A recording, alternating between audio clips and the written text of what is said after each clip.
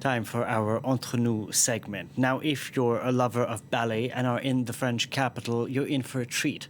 Swan Lake by Matthew Bourne is set to return to Paris after 20 years. The show at La Scène Musicale is on until the 26th of October. It's a bold and reimagined take on the original. Take a look.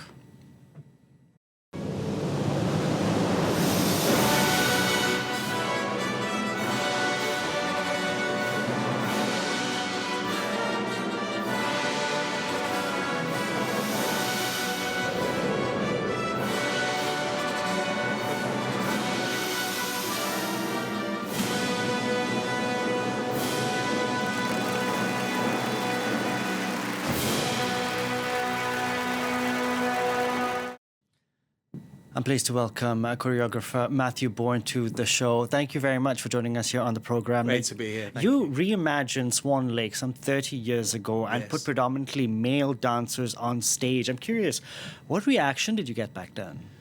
Well, as you say, we're celebrating 30 years anniversary of the show, and I think when we first did it, it was seen to be quite controversial. It was upset a lot of traditionalists. It wasn't coming from a classical ballet kind of background, but more a dance theatre background. Yeah.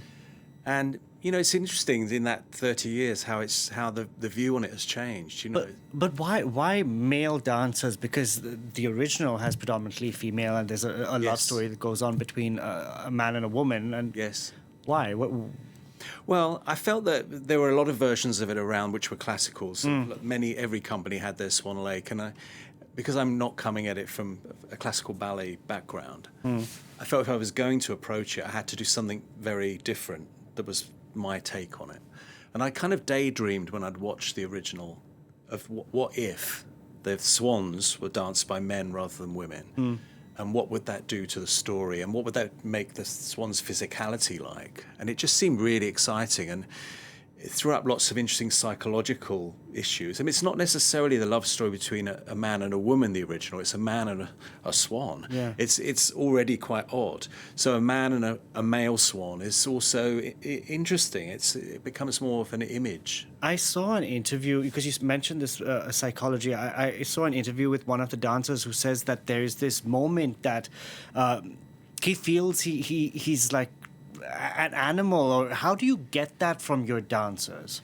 Well, I get them to look at real swans, for one thing, but our swans are a mixture of human, animal and bird. They're sort of a mixture of all those things. There's something sort of mythic about them in a way.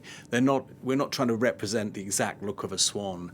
There's something tribal. There's this very earthy, into the ground movement sometimes. Because swans are complicated creatures, aren't they? They look very regal, but then there's a lot of underlying anger, one can argue. Well, I brought that out, and I think it's in Tchaikovsky's music. There's a lot of anger and there's a lot of violence in the music, as well as the beauty, which we all know. But there's that aspect of the music I was able to bring out with male dancers, I think. And the swan is very protective as well. You know, there's a lot of talk about a swan can break your arm, you know, but usually it's protecting its young, you know, they are powerful, and a male body can represent that in a different kind of way, I think. And the fact that you 30 years ago did something and reimagined a classic over the span of 30 years, have you tweaked the show?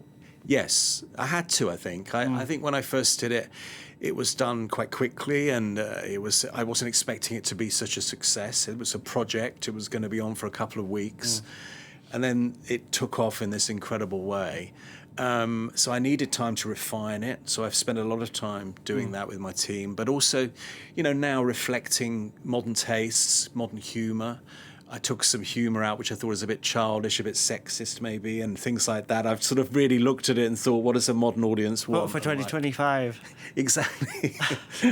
You have to, I think if you've got a piece that's gone on for this long, it's good to reassess it every so often and keep it fresh. You are returning to Paris after 20 years. What's it like to make a comeback to the French capital? Well, with this piece, we've been fairly recently with other shows, Edward Scissorhands, Romeo and Juliet at the Châtelet, but this is the first time we've been back with Swan Lake for a while. And I think I know it went down very well last time we were here with Swan Lake. There's something audacious about it, and something I think the French and the Parisians love something that's a bit different, that reflects and respects tradition, but also does something a bit daring with it. What is some of the challenges for you to tell a story without dialogue, essentially through dance and through music alone? Yeah.